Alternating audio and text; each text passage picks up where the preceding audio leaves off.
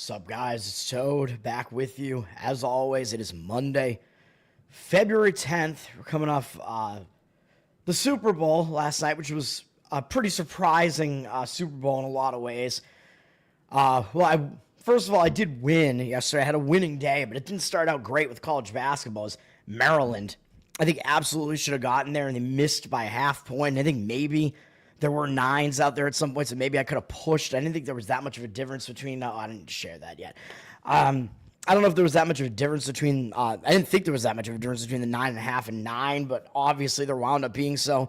Maryland was winning for basically the whole game. They had the lead by margin late in the game. They were winning by double digits in the final couple minutes. I don't know what happened in the final minute or so, but they only wound up winning by 9, and I lose by half a point. St. Bonaventure was a loss. I mean, that never was really that close, although statistically the game wasn't as bad as it looked. It wasn't a game that statistically looked like they should have lost by double digits, so I will say that, but they certainly didn't cover as a favorite. And then Nebraska got me a win, bringing up the rear. Nebraska, pretty easy win on that one, I would say, even though it got a little bit close, I guess, at times. But we got that one, and then, of course, the Super Bowl happened, and it was a surprising Super Bowl just because I didn't expect it to go the way it did, obviously. I thought it was going to be a closer game. I thought that it would be close with the Chiefs winning at the end, just kind of like always happens. I mean, then you wind up seeing in the game, the Chiefs, their offensive line was horrendous in the game. I was surprised. I don't know if it was just Fangio's schemes, because I don't think he was really doing anything differently. It was kind of just, this is what Philadelphia does. They drop a lot of guys back into coverage. They don't blitz you that much. It's still somehow Mahomes was constantly under pressure. The offensive line was terrible. He had like Pro Bowl, Pro Bowl left guard, I think, I forget his name, was getting like completely shoved back, like 5 yards on every play, shoved back into Mahomes, which caused one of the interceptions. I mean, it's crazy, dude. And that was the other thing. Kansas City, both of those teams had not turned the ball over a lot at all in the last 11 whatever weeks. I think the teams had a combined like two turnovers, maybe 3, and then Mahomes has 3. The Chiefs have 3 in the game. Mahomes had 2 interceptions, and then there was a fumble. I forget who even fumbled it, but just crazy. You would not have expected there to be 3 turnovers in the game, and the turnovers really set the stage because there was a pick 6, which was the second Eagles touchdown, and then another pick right near the end of the first half. Mahomes trying to make something happen, but he throws an interception like inside his own 10-yard line or something, and that winds up leading to a touchdown. And then at that point, basically the game is over, whereas it was possible Kansas City was going to be able to drive down, maybe get into field goal range or something, score to close the gap a little bit. It could have been like 17-3 going into halftime instead, and then Kansas City gets the ball again to start the second half, and if they make adjustments, that's kind of what I was thinking was going to happen. They make adjustments, then all of a sudden it's going to be 17-10 or something. I'm like, oh man, this is going to be a game, but that did not happen. So my leans, I thought Kansas City would win. I was wrong. The under probably should have hit, to be honest. I mean, that was a game both defenses were crushing, especially early on. I mean, there was not a lot of scoring at all in the game early on. The first 2 of the first 3 touchdowns for the Eagles were both set up by huge turnovers. Then they also got a field goal off of the other turnover, I believe, off of the fumble, which was what pushed their lead to 27-0, I think, at the time. I don't even know, man. The whole game was insane. It did not go the way that I thought it would. And I apologize. I got the national anthem performer's name wrong. John Batiste, not Baptiste, Batiste. And when I said blues, I meant jazz. I was thinking in my mind jazz. It's New Orleans jazz. I don't know why I said blues, but yeah, jazz is basically what he does, like jazz pop, I guess. I didn't dislike the anthem. It seemed like a lot of people disliked it. Oh, you can't like do your own take. You need to just do the standard rigid anthem. I don't agree with that. I don't like when the pop divas will really embellish it and add way too many different notes, and it's like, yeah, okay, we know you have a decent singing voice, whatever, and that kind of detracts from it. But his performance, I thought, was pretty subdued. It was something different. I like jazz, so I didn't mind it being kind of a jazzy piano rendition of it. And he did sing it. It was a pretty straightforward rendition, really, even though he put his own spin on it. So whatever, the haters, I don't buy into the hate on that one, even though I do buy into the halftime show hate, which I thought was just again, I mean, as I expected, just an odd performance. I mean, I don't listen to rap, but man, it was odd. I mean, it seemed to be more kind of satanic imagery going on there, just weird stuff going on during the halftime show, which is what I expected because it was similar to the last time Kendrick Lamar was in the halftime show. And I don't know if the set list that got leaked actually did wind up being the set list in the show or not. I think it was at least close. I don't know. Didn't look at that, but I know the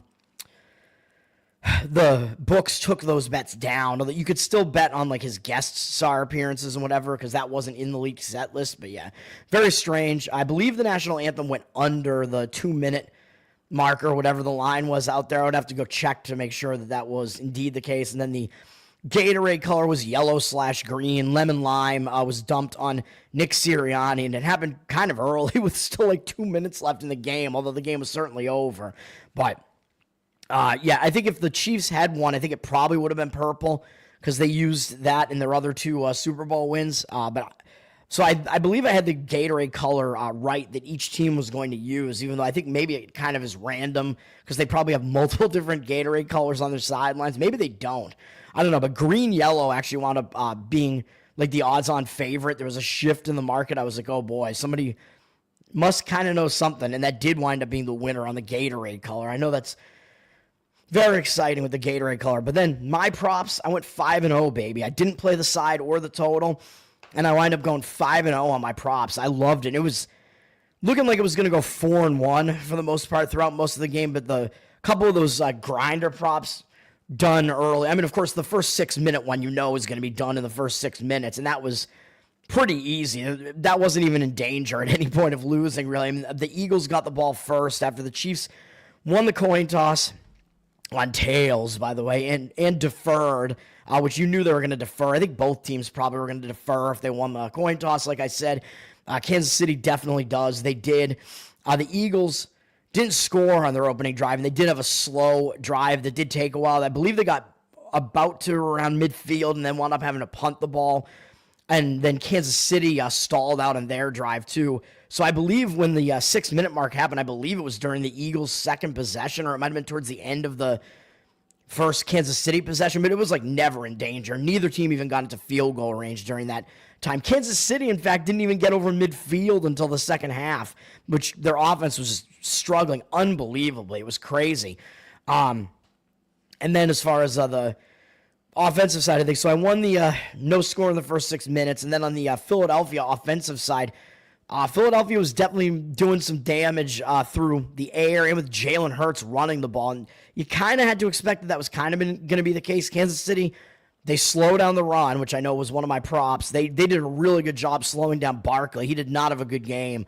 He was really picking up almost no yardage throughout like the first half of the game. He only had like a couple of runs that even got over like several yards in the entire game, I think. But when Kansas City does that, they tend to allow some rushing yards to the quarterbacks, and that is what happened in the game. And they were not doing very well defending the pass either. So basically everything besides Barkley, surprisingly, because usually if you take away the running back like that, then you kind of make the offense one-dimensional. You don't know what they're going to do, but Hurts was able to run around and really kind of keep Kansas City's defense off guard, even though Kansas City's defense was good in the game for most of it, despite what the score looks like. I mean, like I said, a bunch of those scores are off of turnovers. So it could have been a much lower scoring game, especially going into the second half. But my second bet won almost right away, too. I had 2 bets done in the first quarter because the Eagles, on their second possession, they had a touchdown drive, and they got a pass, which I believe was down to Devontae Smith, I want to say. And it looked like he got into the end zone. He didn't. He was down right before the end zone, and there you go, baby, right away. I'm like, he's inside the one.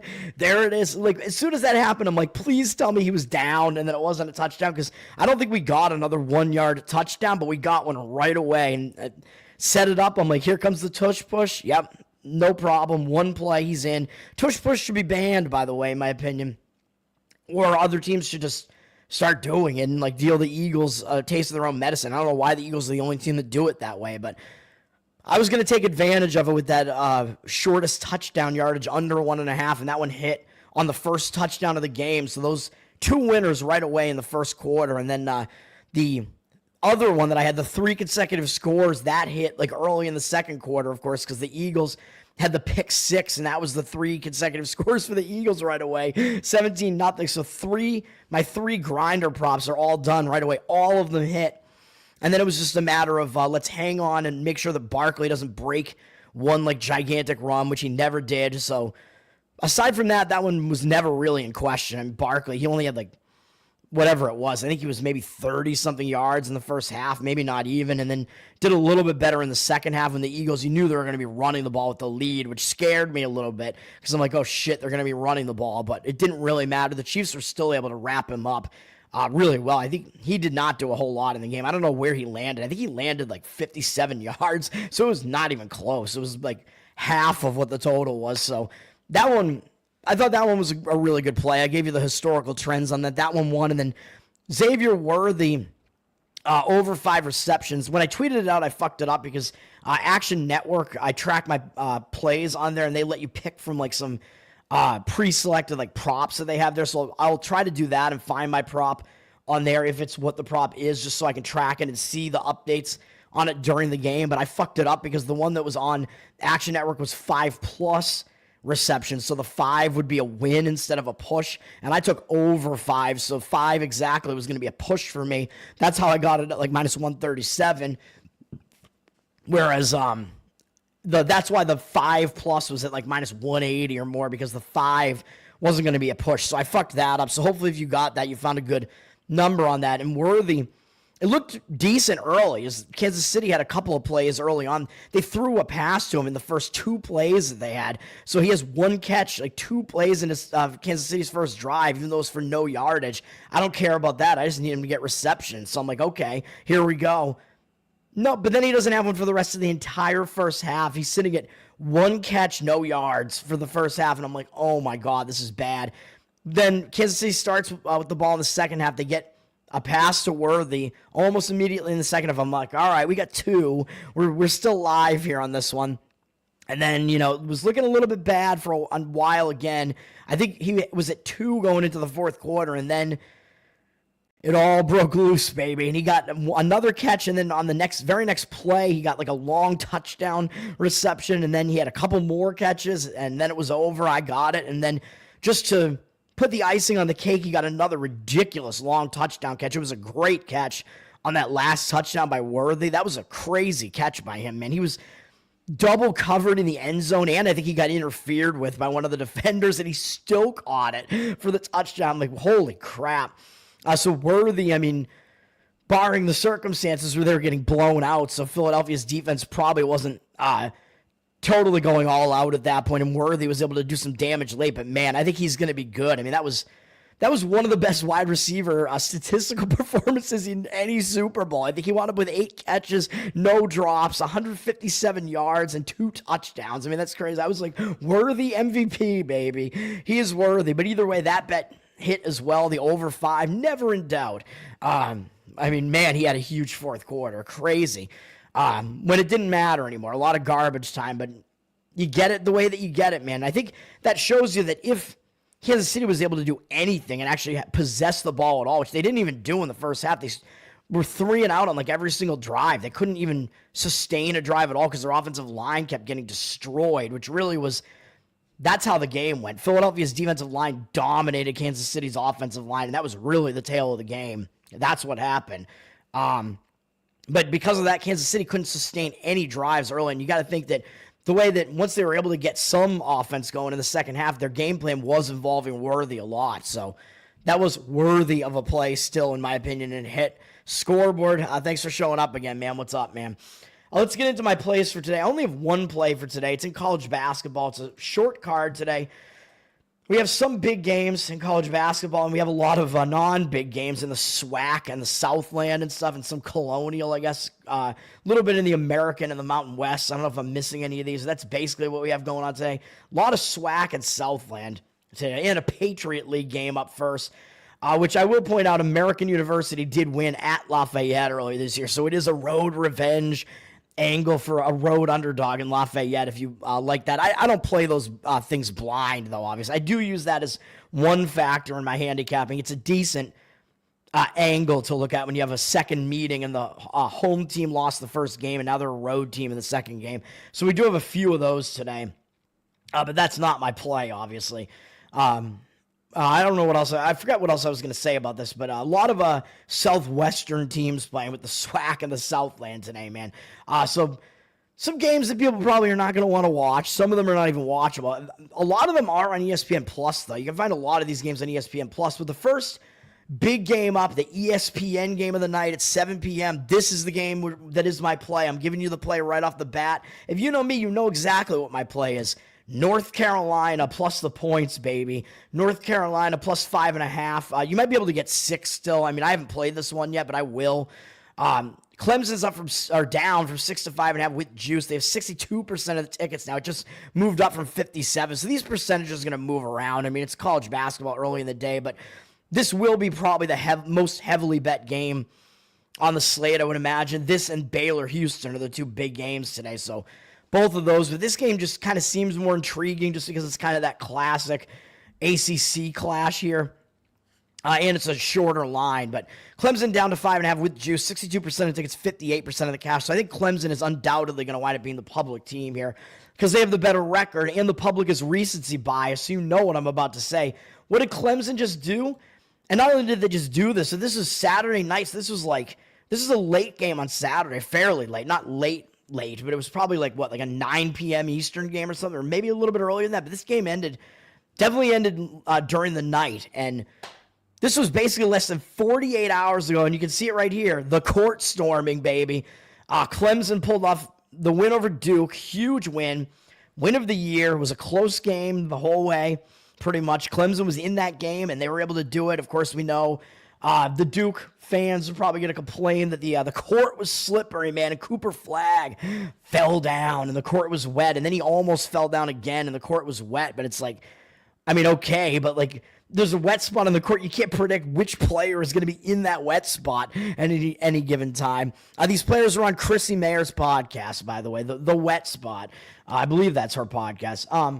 But no, I mean, again, I don't think the game was rigged or anything like that. Yeah, Flagg lost his footing. I mean, maybe I'd be complaining about it if I was a Duke fan, which I'm certainly not. I am a hater. Or if I was betting on Duke or anything like that. But Clemson pulled off the win, even though they were coming off a triple overtime game. It was a game that they lost as a giant favorite, so you knew they were probably looking ahead to Duke. I said that they may be able to cover this game against Duke, and yeah, they did. Both of these teams, Clemson and Duke, like to play slow. Huge win for Clemson. They stormed the court. I mean, what else can you say about that? And when you have a court storming, especially if it just happened and the team is staying at home, they're in a major letdown spot in the next game. And I mean, Clemson, they're going to make the tournament. I mean, that was a huge resume bolstering win, but it was the win over Duke, the class of the conference, the number 2 team in the conference. Clemson's got a win over Kentucky as well in there.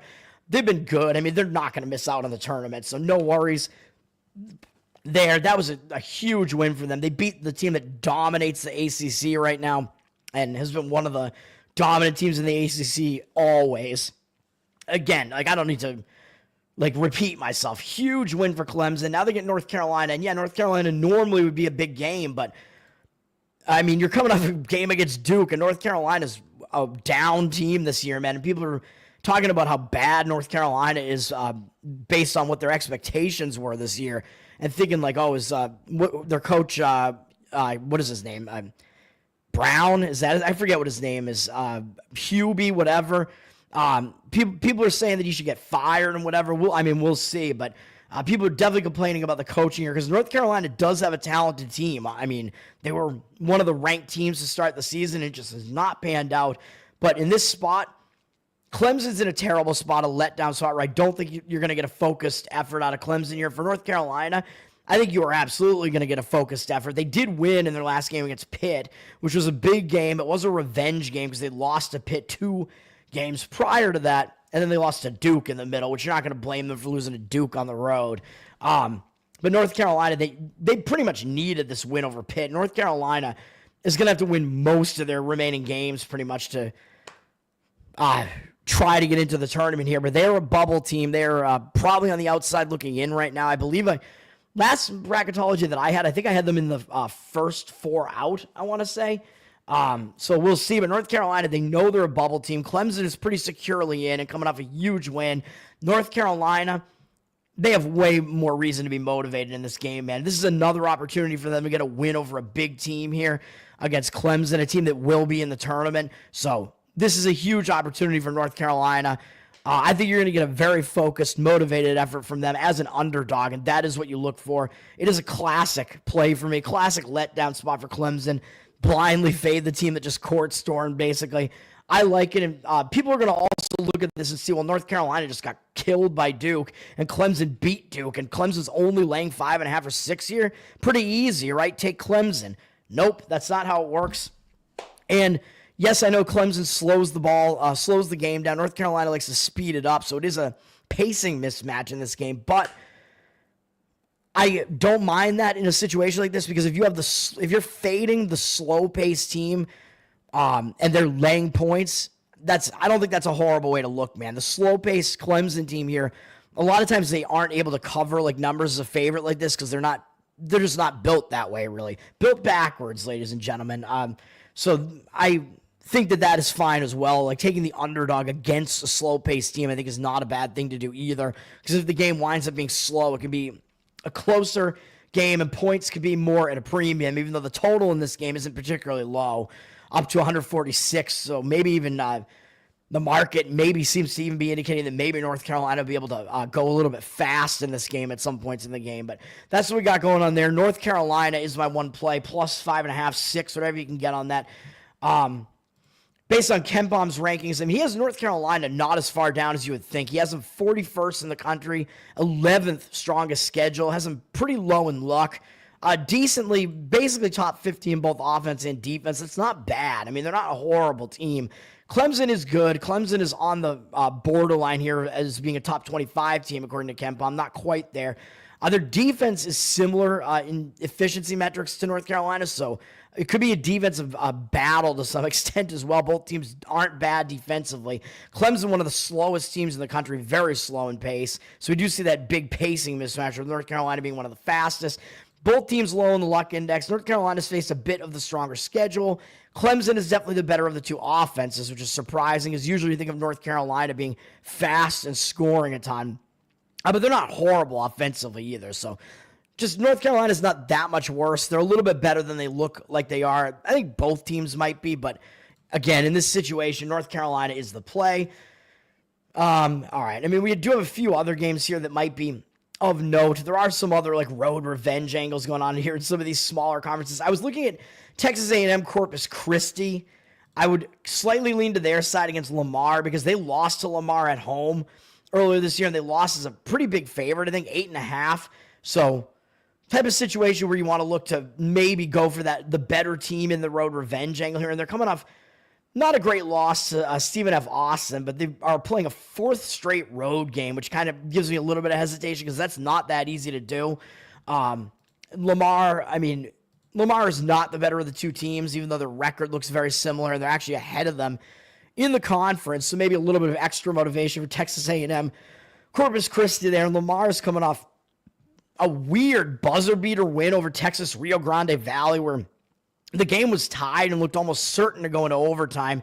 And Lamar, I believe, was inbounding it from up in their own end, and they threw it up court, and it went off the backboard. You can go find video of this. And one of their players was able to get the ball after it went off the backboard and just throw it up, and it left his hand before the buzzer went off, and it went in, and that's how they won the game. Just insane. Against a decent Texas Rio Grande Valley team in this conference. So that was a pretty dramatic win for Lamar. So I do like Texas A&M Corpus Christi for those reasons there, but I don't really want to play a team in a fourth straight road game necessarily. But Lamar's sitting at a 1-point favorite. Oswig is telling you Texas A&M CC is the better team there. And then Baylor and Houston, man, the other big game that we have on tap here that's a Big 12 game. I don't see much of a situation here for either team, really. Both teams are coming off games that aren't as important. Houston just went on the road and won in game that nobody's going to pay any attention to, beating Colorado by 10 on the road. Baylor just beat UCF at home. So both teams basically won when they were expected to win coming into this game. So no real advantage in the situation. But there are a couple ways to look at this. Houston down from 9.5 to 9, so they're not a huge favorite here. Baylor is actually probably better than they look. KenPom has them right on the outside of the top 25. Surprisingly, he doesn't have them very good defensively, though. You always think of Baylor as a good defensive team. Houston is the much better defensive team, and he actually has them as a better offensive team, too, although it's close. But the one thing of note here is that both of these teams play very, very slow. They're both in the bottom, like 60 or so in tempo in the country, so you could get a slower game here, and that does help the underdog with a big line like this. So the line is moving that way, so a slight lean to Baylor only for that reason, that it might be a very slow game because both teams like to play that way, so it could be a close game. That and Baylor, they're kind of the in-state little brother at this point, so you may see some extra motivation out of Baylor in that game.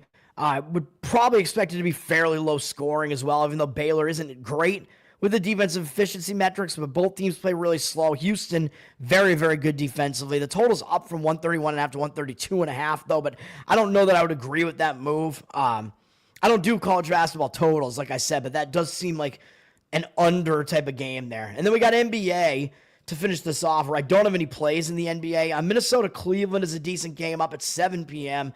Minnesota's coming off that win, unfortunately for me, where Portland was beating them by double digits in Minnesota.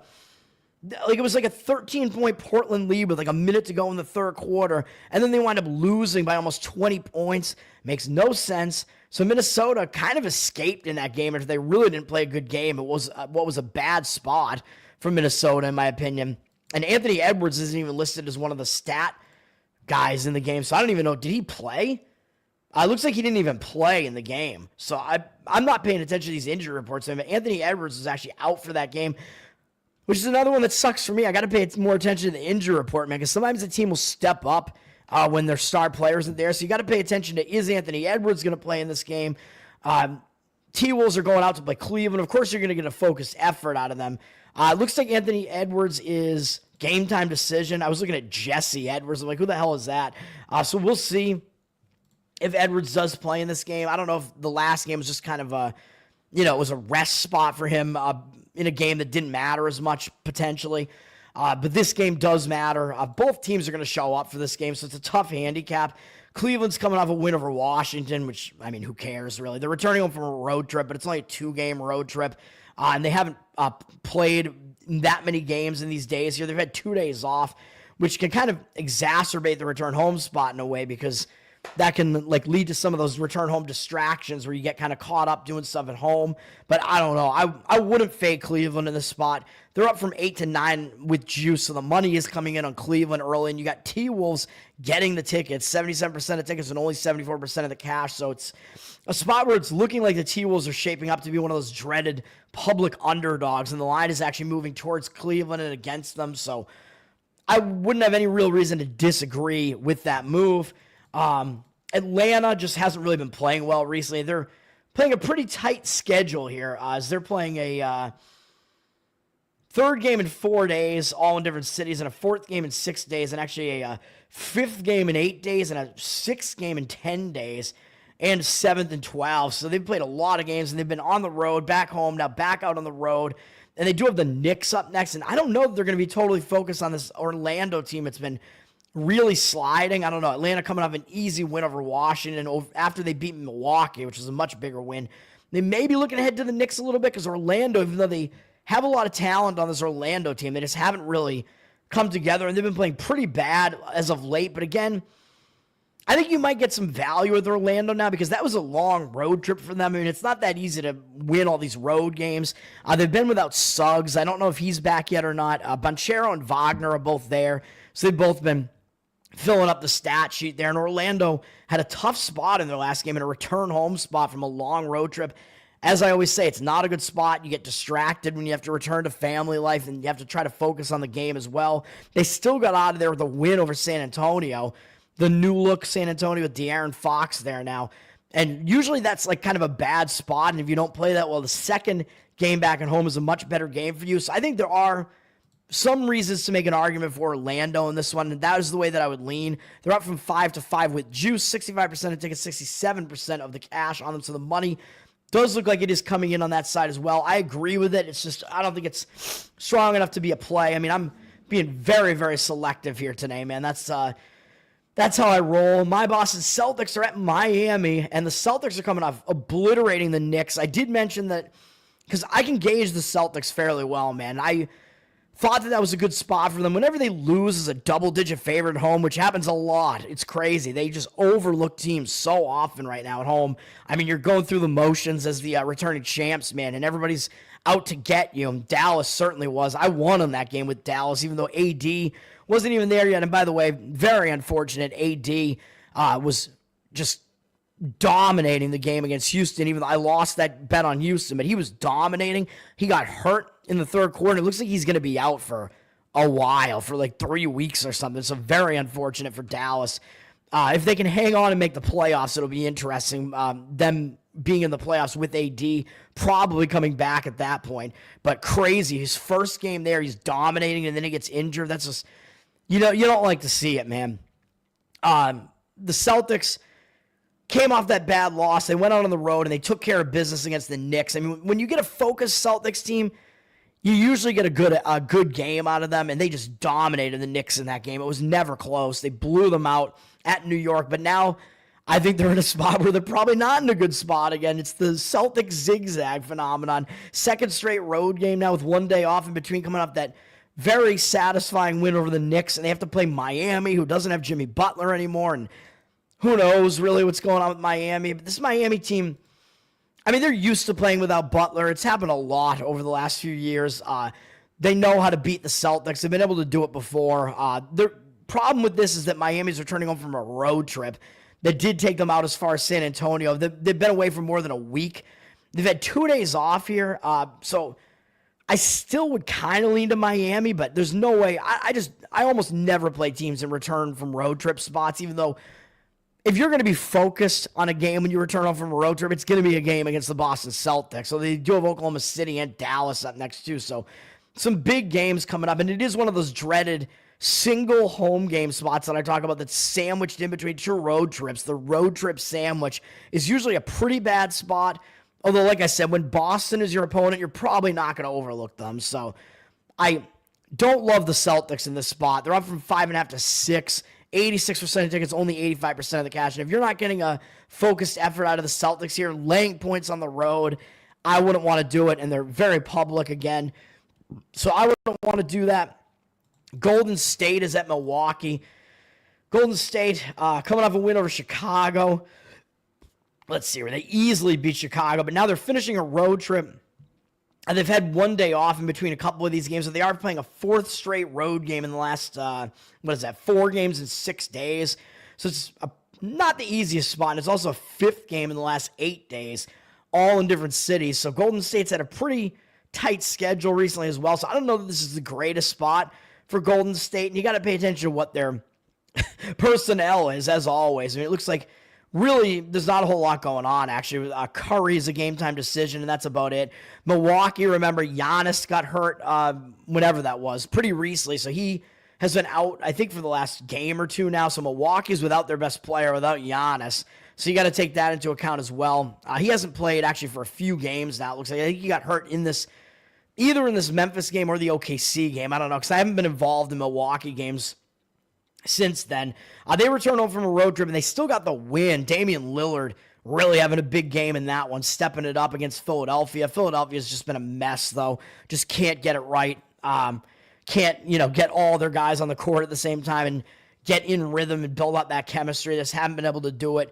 So Milwaukee was able to get that win, even though it was a return home spot. It was kind of a short-ish road trip, so I didn't hate that spot as a return home spot from Milwaukee. Now they're staying at home, but they're in a back-to-back. That happened yesterday. So they have no days off having to face Golden State here. So I don't know that I love the spot for Milwaukee in this one, man, especially with a little bit of a thinner roster with Giannis not playing. The Warriors are up from 5.5 to 6 on the road. So that does look a bit high, though, to me. I mean, it's a little bit high. A 6 with juice. The line is moving in that direction right now. That looks like Milwaukee may wind up being a little bit of a public dog, but I don't know, 56% of tickets, but 62% of the cash on them, so I don't know how the market's going to go here, but even though Giannis is out, I don't love the spot that either team is in, really, but this line does look like it's probably too high to me. It's probably, they're just over-adjusting it to Giannis being out, I would say. and maybe over adjusting it to the fact that the Bucks are in a back-to-back. So both teams are in pretty unrested spots there, though. A lot of unrest. Just like in the streets of Philadelphia last night. And then Sacramento, Dallas. This one is interesting. Dallas coming off that win over Houston, which is a pretty big win, but they're now in an injured player spot again because AD, first game he plays for them, he gets injured. So now they may step up their game again, man. And that was the return home spot for them where I faded them. I thought it was a bad spot for them. Plus the Davis being his first game, I thought chemistry might be a concern. He dominated, though. He was just a one-man wrecking crew out there. Now they're without him, but it could be a game that becomes an injured player at their spot when they know they just lost AD, and they're going to have to step up their game again here against Sacramento. So I actually don't hate this spot for Dallas. And Sacramento's coming off a win over New Orleans, like, whatever. I mean, New Orleans, I don't even know what their situation is now with their guys that have been in and out of the lineup all over the place. Sacramento is starting a road trip, though, which usually is a focus spot, especially when they just got a win over an inferior team, pretty much going out on the road. It is kind of a focus spot for Sacramento as well, so I'm not going to play this game. Mavs sitting at a 1-point favorite, 57% of tickets, only 52% of the cash. Maybe that line's a little bit low and maybe too adjusted for AD being out because Mavs, even without AD, are they really that much worse of a team than the Kings? That's indicating the Kings are like a couple of points or a few points better than Dallas on a neutral. I'm not so sure about that. And this is that new look Sacramento team without Fox. So I think getting rid of Fox may not hurt them that much. I mean, I think he's really good offensively, but I don't know that he's that great. Defensively, I've skipped Charlotte-Brooklyn, but actually this game, or not Charlotte-Brooklyn, Washington, I think was the game that caught my eye. I skipped this one. San Antonio, coming off that game against Orlando, they're playing 3 games in 4 days, 4 games in 6 days, 5 games in 8 days, 6 games in 10 days, I guess, all in different cities, and they have Boston up next, and they just barely lost to Orlando. So this does look like a sandwich spot for San Antonio, and Washington's coming off a pretty ugly loss on this Florida-Atlanta. They were coming off a game against Cleveland where they really kind of put in a pretty good effort. So I lean to Washington in this one.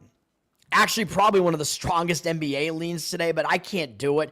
But the Spurs up from 11 to 11 and have 85% of tickets, only 51% of the cash on them. So they are a public road favorite and laying a lot of points on the road for a San Antonio team that's really just okay, even though Washington's probably the worst team in basketball, but or in the NBA. But I'm just not going to do it. Portland, they're coming off that big-time implosion against Minnesota where they thought they were going to have that upset win. I thought I had it with my bet there against Minnesota. I don't know how they're going to respond to that. Now going out on the road into elevation to face Denver. It looks like a difficult spot for them to me. And Denver is just rolling right now. Denver's reeled off a bunch of wins in a row right now. They're very hot right now. 6 wins in a row, though a lot of it was against teams that have issues, teams that have injury issues, and some teams in there that just aren't really that good. So I don't know if this maybe is a little bit misleading. They did just go into Phoenix and win. Pretty satisfying win, but this Phoenix team is kind of a mess right now, too, with Durant and Beal wind up not getting traded, and I don't know if the team really has that much chemistry right now. They're really going to have to build that up with those guys, with Durant wanting to stay there, apparently. So I don't know. I would lean to the Denver side in this one slightly, but this not going to be a play, obviously. They're up from 8 to 9.5, though, with 85% of the tickets, or cash on them, and 57% of tickets on the Portland side, because Portland has been hot recently, so the public seems to want them as a dog. I don't agree with that. I think it's not a great spot for them after they almost had Minnesota and they imploded. Now they have to go out on the road. Denver, I think, is in the better spot. And they do have decent momentum right now, at least. Sometimes you don't want to step in front of those trains, although I will do it. I mean, the other thing about that is that a lot of times when a team is on fire like that, they'll be a little bit overvalued. And then LA, Lakers against Utah. I don't want to touch this game. Lakers up from 12.5 to 13. 92% of tickets, 98% of the cash on them. Situation, there isn't really a whole lot going on. I said I wanted to fade LA in Luka's first game because he's been out for so long. He might take a little while to get back into rhythm, and the team may not have chemistry yet, but I don't even know if that's going to happen tonight. You got to pay attention to the injury report. If Luka does show up, maybe there's some value on Utah just because this line is so high at 13.5, and the Lakers may have to regain some chemistry. The Lakers are on a roll right now, winning a bunch of games in a row. And they may overlook an opponent like Utah really too, but I don't know. We'll have to wait and see with that one. But Luka, his first game, it does look like a spot where I want to fade LA in general, but I can't do it in a spot like this. And we don't even know if he's actually going to play or not. He's questionable, I think, to play tonight. So keep an eye out throughout the day, and we'll see. My one play today is North Carolina plus 5.5. That's my only play in college basketball. I hope you guys enjoyed the Super Bowl and enjoyed my prop bets, which all won 5-0. Slight winning day yesterday after winning pretty decently on the Super Bowl, though. One of my better Super Bowls for sure. That's going to do it. Tower Gang Toad on Twitter and Tower Gang Podcast, patreon.com/Tower Gang. You get bonus content, pre-show, post-show, the most offensive podcast out there, man. Let's go. Let's kick off the week with a win tonight on North Carolina. Happy Monday, everybody. Peace.